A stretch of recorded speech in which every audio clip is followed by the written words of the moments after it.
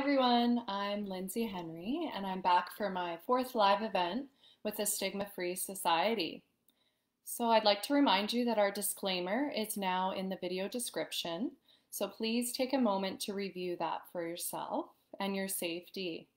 We just want to point out that if your safety is at risk, please reach out to our amazing first responders for support and help.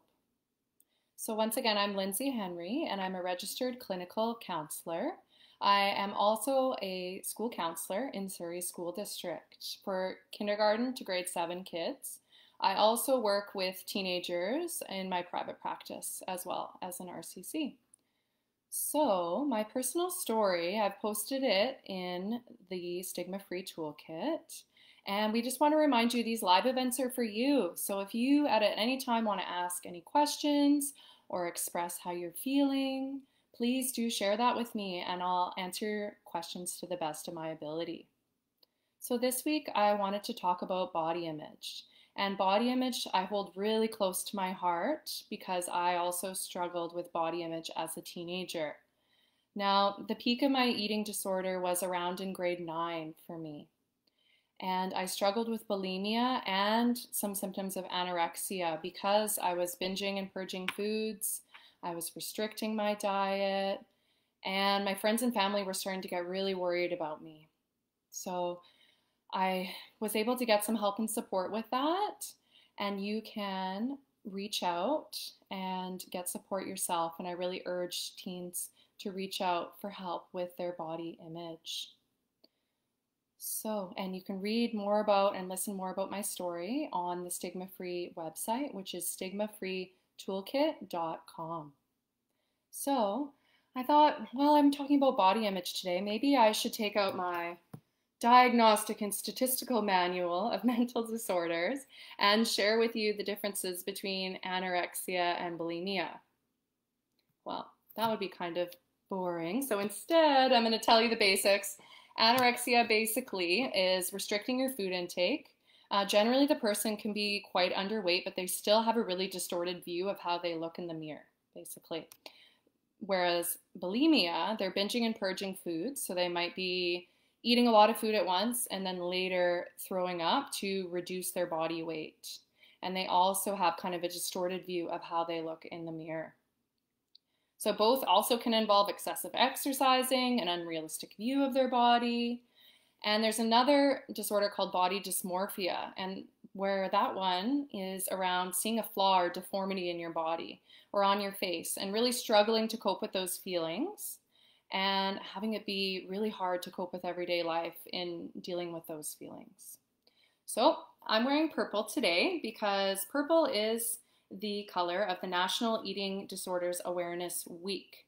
And that is the first week of February, and it helps celebrating loving ourselves and us for the way that we are. So this year it was between February 1st and 7th, and even some different areas. I went up to Whistler, and they had the beautiful tree in front of the Fairmont lit up in purple to celebrate Eating Disorders Awareness Week. So that's why I'm wearing purple. All right, so you might be wondering, all right, during this time of COVID-19, how is this a struggle for you? How is this a trigger for you in eating disorder recovery with COVID-19? So for me, there's been less distractions because I'm working from home, and I also aren't able to do some of my favorite activities like slow pitch. I'm not able to see my friends in person, spending more time on social media. So unfortunately with social media, there is a lot of ideal body images that we're exposed to that we don't realize have actually been touched up and photoshopped to look that way. So that can definitely be a trigger for somebody with a history of an eating disorder or in eating disorder recovery. Being at home alone, there's food options everywhere, there's more temptation for us, people might be eating out of boredom, and even the delivery food services that we have right now. It's so easy to just get on the app, skip the dishes or DoorDash, and you can get whatever food that you want available like that. So that definitely can also bring up some things for people right now with mental illness or with eating disorders. So I came across an article from Jesse's Legacy. A lady named Christine wrote some awesome tips for people that are in eating disorder recovery during this time of COVID-19.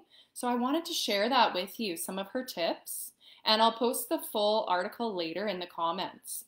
So Christine, I actually was able to meet her. She came to my school and she did a presentation for grade 6 and 7 students, and it was fabulous. So I sat in to listen to her talk. And one of the things she said that really resonated with me was talking about different types of animals. So a giraffe and a gazelle. So a giraffe's got long legs, a long neck, and a gazelle, it's shorter to the ground, it's fast. And those animals are different, but that's okay. They have different body types. And a giraffe wouldn't try and change itself to be more like a gazelle, right? So that acceptance of who we are and the body type we are. Another example she gave that I really liked was the example of dog breeds. There's many different types of dog breeds, but overall we love all the dogs, right? So you can get a pit bull and it's big and muscular, or you can get a Jack Russell Terrier and it's short and tiny, little legs, runs pretty fast. Those are different types of dog breeds, and as humans, we're different types of body types. But that doesn't mean anything. It means we're all okay the way we are. We don't need to change from that pit bull into that Jack Russell Terrier. We can accept ourselves for who we are. So I really like that message Christine gave in her presentation. She said that COVID-19 is a trigger because we are stocking up on food. So we go to the grocery store and we buy about 2 weeks worth of food in general because we don't want to be out in public too much. So just slowing down, paying attention to whether our body actually needs this food and the signs of hunger, and reminding ourselves, hey, it's okay if our eating's disrupted right now, and just to pay attention to a couple different points that she brought up here that I'll share with you. The first is just making sure we're not dehydrated. So sometimes we are reaching for a snack because we're actually really thirsty. So making sure that we're quenching our thirst with water. Maybe we're just tired. Maybe we need a 20 to 30 minute nap, and that's okay. Or a cold shower to wake up and get ready for our day. And just paying attention to our sleep patterns as well, making sure we're getting back into a normal sleep routine. Paying attention to our mood. Maybe we're just bored, and that's why we're eating. Maybe we need to connect with one of our friends. We're missing that social connection. We're feeling lonely. And name that feeling to tame it. I'm feeling lonely. I need to reach out to somebody. I need to maybe cuddle with my pet if I'm not able to reach out to somebody. So name that emotion and address it. Limiting our news and social media intake. This is for everyone right now, for all mental health, is just to make sure that can be really triggering. It can cause stress on us. So don't watch too much news and limit your news intake. Managing your expectations of an exercise routine to be realistic. So just because we're working from home or kids are home from school doesn't mean you need to be working out 7 days a week. You can still do a similar routine to what you had before for your exercise plan. And now I live in a townhouse, so I have a smaller space to work out. And that's okay. I have out my yoga mat, I have my 9-pound weights. That's all the equipment I have, and I have to be accepting of that's all the equipment I have, and that's okay. And just doing those body weight exercises can still be really rewarding and feel really good. And just getting out of our head and into our body. Move from thinking to feeling. Do movements that make you feel good. So that might be dancing around the house, that might be yoga, it might be stretching from sitting in a chair from all these online meetings, and those body weight exercises. Paying attention to different diversity of body types in the world. So instead of those photoshopped images in social media, follow some more realistic body types. So Demi Lovato, Ashley Graham, have that self-compassion for yourself. If you've been overeating during the pandemic, be kind to yourself. Do an exercise like this. So I want you to put your hand somewhere on your body that you feel safe and comfort. So I'm going to put it on my heart. And just stop and take some deep breaths. Out of fairness, this is a moment of suffering, and I acknowledge how hard it is. And just acknowledging those feelings that you're having. Talking to yourself the same way you would talk to a friend struggling. So if a friend came to you and they said, oh, I'm feeling so fat lately. I feel like I've gained so much weight during COVID-19. Talk to yourself the same way you would talk to them. Hey, our weight fluctuates from time to time, and that's normal. And I think you look beautiful just the way you are. So have that same compassion for yourself. So those were some of Christine's tips. I also have some of my own tips that have worked really well for me in my eating disorder recovery. And some of them are kind of similar to Christine's, some of them are a little bit different, they might overlap, and that's okay too. So mine were to follow some body positive influencers on social media. So some of the ones that I personally really like are Mick Zazan, and she's on Instagram and TikTok. She posts all these fun, energetic videos and shows herself just loving her body for the way it is right now. Another is Sarah Nicole Landry, and her Instagram is The Birds Papaya. And she recently had babies, and as women, sometimes we get stretch marks from having babies, sometimes we don't, but it's important to just love ourselves for the way that we are. And she really sends some good positive messages there. Another one I really like is Marilyn Monroe. There's a Facebook page and an Instagram, and they post old photographs of Marilyn and some of her different quotes. And I just really love that older mentality that a woman's curvy body is okay. It's beautiful. And just being okay with having a curvaceous body. Some really great messages there. Another important point, unfollow those fitness pages or bikini competitors. If those people kind of trigger you and they're not really making yourself feel good in your emotions and in your body, then I think it's time to unfollow, because you got to pay attention to yourself and your moods and what's best for you. Thinking about the functionality and movement our body allows us. So we might complain that our arms are fat or that we have thicker thighs, but guess what? We're lucky to have arms and legs in the first place. We're lucky to have legs to be able to go on hikes and to go on nature walks. We're lucky to have arms so we can lift weights and be strong. We're lucky to have curvaceous hips so that we can have children. Reframing is the next point. I like to talk a lot about CBT in my practice, which is cognitive behavioral therapy. And a big skill in that is reframing. So let's say we have a negative thought. I hate my large calves and they won't fit into skinny jeans. And when I go to a pedicure and they try and roll up my jeans, I'm embarrassed because they won't roll up. Well, let's reframe that to something more positive. How about instead, my strong calves help me?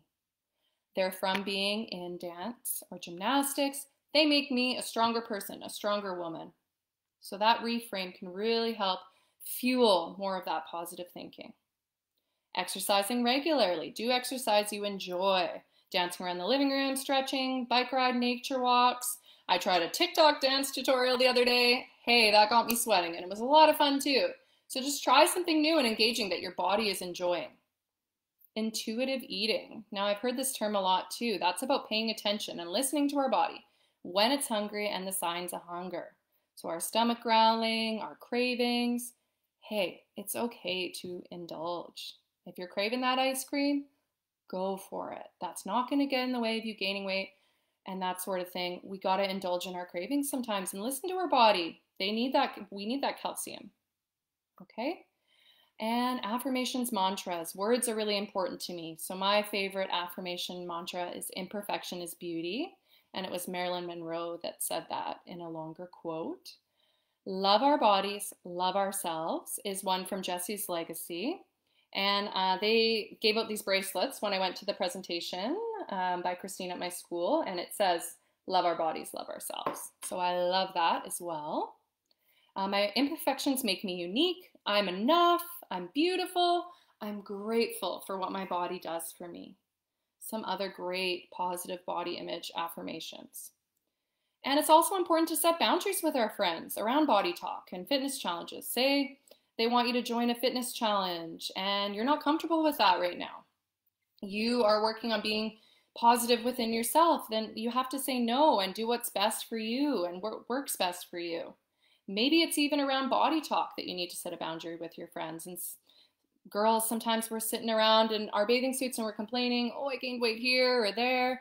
And just explaining to your friends as somebody that's recovering from an eating disorder that, hey, you know, this talk really brings the mood down. Can we talk about something else? Can you tell me about what you did last week or some other topic? And just change the topic because it's important to set that boundary for yourself and your own mood. So that was all my tips and Christine's tips. So I'd love to take some time for some of your questions. And then after that, I want to do a fun activity with you because I always like to do activities on pencil and paper, just like I do with my students to help engage you in my talks. So I was wondering if anyone had any questions around positive body image. I'm reading here, realistic exercise expectations. So much, this is so important. Yes, it is. We don't need to work out 7 days a week. Manage those expectations. Here's a question. How do we find the balance between healthy eating and treating ourselves and eating what we want? Okay, great question. So I think that comes down to that intuitive eating piece, right? Listening to our body and what our body needs, how our body feels when we're full, or how our body feels when we're really hungry and we're listening to those cravings and our stomach growling. So I think it's really being in tune with ourself and the signals that our body is giving us, and just our mood overall. For example, I've done some pretty hardcore boot camp challenges, and there was a very strict diet eating plan that goes along with that. And it is temporary, but it's about finding that balance, really. So I would do the challenges, and I did really enjoy it, but at the end, I realized for myself and my learning, it's about finding balance. It's not always on to the next diet or the next diet fad. It's about finding what works for you and your body, what makes you feel good and in your feelings and in yourself. So really looking inward and reflecting on that through journaling or just sitting with yourself. We have lots of time to sit with ourselves and our thoughts and think through what works best for us, what makes us feel best. So thank you for that question. I've learned to recognize that I'm healthy, and that's what's important. How to keep that negative self-talk at bay. So sometimes with that negative self-talk, we have to practice self-compassion, and that's the piece of what would you tell your friend if they're telling that to you. So in those moments where you're having that negative self-talk for yourself, I want you to stop for a moment and think, what would I tell my best friend that's telling me these same concerns? Or even reaching out for support and help from your friends to help you find that evidence that it's not true, that you are beautiful for who you are, and reaching out to a counselor, close friends to help support and guide you in that way. So I think that's how I would keep that negative self-talk at bay.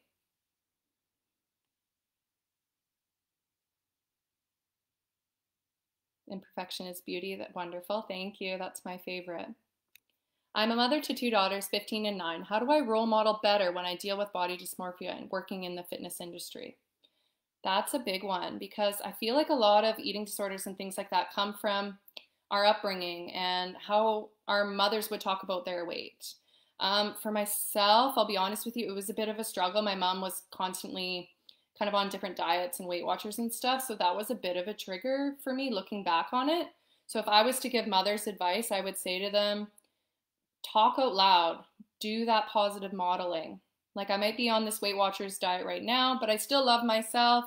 I'm just trying to get a bit more healthy for a competition, a fitness competition, just being real with them, having that real talk, and also just showing that we're allowed to indulge sometimes. Sometimes we have different ways we need to take care of ourselves for health reasons.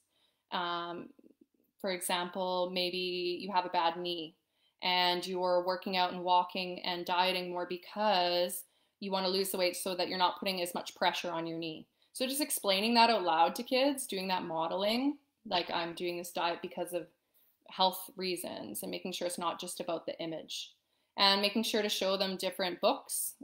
There's one storybook I used to read to my class. It was wonderful. It was I Love Myself. I can't remember the author, but I'll post it after. And this little girl talks about her curly hair and how she loves all aspects of herself. And then I would do a quick art activity with my class after where they would do a self-portrait and write about the things they love about themselves. So just little activities like that for children I think are really helpful too. I also did another activity where I took a picture of my favorite part of me, as another story, children's book, and you take a photograph of the child's favorite part of themselves, whether it be their hair, their hands, their arms for strength, their mouth, their ears, and they do a little bit of writing that goes along with it. And that was a really fun activity I did as a teacher with my class to help children realize what they love about themselves. So great question, thank you. How do I motivate myself to be active on the daily, like taking a walk or working out in my home for 30 minutes? On the daily, I find really helpful is just having a planner or an organizer and setting realistic goals. A big thing I learned through my bootcamp challenges is setting SMART goals. So that's specific, measurable, achievable, realistic, and time consumed goals. So really breaking it down into those 5 little pieces and using a planner or scheduler and rewarding yourself. So maybe in your planner you did that 30-minute workout and you want to do it 3 or 4 days a week. Check it off or cross it off because that feels good. Just crossing off, checking off that you did that daily workout and rewarding yourself with something. Maybe that's a little treat. Maybe it's ice cream. Maybe it's spending money on online shopping, getting yourself a new shirt or something to reward yourself for accomplishing that week's goals. Keeps you motivated to keep doing those goals, if that makes sense. Thanks. My 9-year-old has been called fat at school when she's super healthy and fit. What do I say to her? I would say that's a tough one. I would just talk it through with her. That sometimes kids say things because they're insecure within themselves, or they might be struggling with something at home themselves, and that's why they're doing that name calling and that negative talk to their peers. And just explaining and showing, I might even just show children like those different body image types and the visuals, and reading more storybooks around that, showing good positive body influencers, some of the ones I mentioned, like Demi Lovato and just other people in the media that have a more curvier shape, and just explaining that that's not fat. Yeah, and having a conversation around that vocabulary. How do we approach someone who's likely to have an eating disorder but will not acknowledge it? Ooh, yeah, that's a tough one. As a teen, I had a hard time acknowledging it within myself, and I kind of backed away when people would approach me with help. I would say getting someone younger to them, the school counselor, the teacher, someone relatable to talk to them about it, or their friends to talk to them about it, helping gauge the conversation that way instead of sending them to the doctor right away and pushing the doctor right away. Just trying to have a more sensitive conversation to their emotions, something along the lines of, I noticed that you've been losing a lot of weight really fast. Is everything okay? Is there anything I can do to help support you? And kind of letting them overtake the conversation and not pushing too hard right away. So baby steps, I think, would be my advice there. How do we talk to our teenage daughters who are going through puberty and seeing their body change so much? Yes, so I think that still goes back to showing them those body positive role models and showing them that, hey, this is changes our body goes through, or even showing them back in the 50s and the 40s where women's curves were appreciated and how we appreciate our friends' curves, modeling compliments, complimenting your friends in front of your child and showing them that there is something to love about everyone. And there's compliments in everyone's appearance and everybody's body type, and all body types should be loved. So that modeling. How do we learn to exercise for our overall well-being, not to just look at because we want our body to look a certain way? One way that's really worked well for me, I mentioned I did a lot of boot camp challenges, personal training, all kinds of stuff. I really found yoga the most helpful because it gets you to focus in on your body and your breath and not your thoughts around yourself and being perfect. It allows you to just kind of slow your body down and focus on the poses and the movements. And that takes you out of the space of your thoughts. So I found yoga really helpful to just learning how to appreciate our body, and then maybe integrating some other types of exercises that feel good for us. Thank you. All right, so I think I'm ready to move on with you on my activity. And if you still have questions at the end and we have a bit more time, I'd love to answer them too. So I hope you have your pen and paper handy. And what I'd like you to do is draw a nice big heart on your paper. And we're going to leave some room for some writing on the inside. So here's my heart. So I do this with my students as well. We're going to write 5 things we love about ourselves. So I want you to think about those 5 things. It can be a mix of physical things about your body. It can be a mix of personality traits that you love about yourself. Do what makes sense for you, okay? And try and think about things that make you unique. For myself, when I get any type of sun, I always have a lot of freckles that go around my cheeks and on my nose. So I want to write on mine that I really love and appreciate my freckles because they make me me. So that's my first one. For you, it might be glasses might make you unique, rosy cheeks, and choose those unique things because they make you beautiful. So my first is my freckles. And I'd love to hear from you in the comments if you want to share and you're comfortable sharing some of your 5 things. I'd love to hear them. And it'll help us all with our ideas. My second one is going to be my thoughtful and caring personality. And I think this really helps me be a great counselor and in this helping profession is having a thoughtful and caring personality. So that's the second one I'm going to write. Third, when I smile, I have this kind of one-sided dimple that shows up. So I'm going to write that, my one-sided dimple smile, as my third thing I love about myself. Fourth, this is to do with my personality, is my sensitive side. I cry really easily. And I used to hate that about myself as a child, but now I've learned to love it. It means I have a big heart.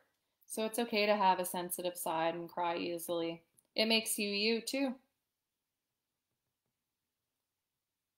Fifth, I'm going to choose my muscular calves. Now, I used to not like them that much because it would be hard to fit into skinny jeans, but I'm going to focus on loving them because they make me me and they make me a strong, beautiful woman. My muscular calves and able to do lots of different exercises and hikes and nature walks. So focusing on that functionality. So I'd love to hear some ideas. I'm a great mother. I'm kind, I'm strong, I'm beautiful, I'm resilient. Wonderful. Those are great 5 things to really appreciate about yourself. Some other ideas that I've encouraged and helped my students with are maybe you have longer eyelashes, curly hair, unique birthmark, curvy hips, nicely shaped eyebrows, a beautiful eye color, soft skin, you're strong, you have long fingers, you can play the piano nicely, soft or smooth, shiny hair, long legs, broad shoulders, to be a good swimmer or a strength competitor, nice long hair, short hair, even just nice fingernails, and your fingernails look beautiful when you paint them. So I care about people a lot. Oh, thanks for sharing yours too. Hey, I like my muscular calves too. That's right. And just practicing these compliments to yourself in the mirror and practice recalling them. If you're just sitting around one day, what are those 5 things I love about myself? Practice remembering them. And don't forget, those are what makes you, you. And just practice loving yourself and practice those words of affirmation in the mirror. And they help, and it gets better with time. And if you're a reader and you want a book suggestion, I picked up this book, and it's called Beyond Beautiful. I'll post it in the comments section after as well. And I found it's been really helpful. The description, it's a practical guide to being happy, confident, and you in a looks-obsessed world. So it's been really helpful in reading through these chapters in improving my positive body image because there's only going up. You can only ever learn more. And just being okay with just the way you are as it is right now. You don't need to change anything about your body. It's okay the way it is and loving it for the way it is. So if there's any more questions, I can take them now. Otherwise, I'll kind of leave you with that and just loving yourself. It's okay to be imperfect. It's okay to be yourself. Love yourself for you. So thank you so much for taking the time to listen to me today.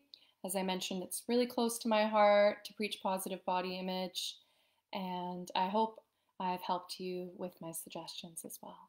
So thank you very much and take care.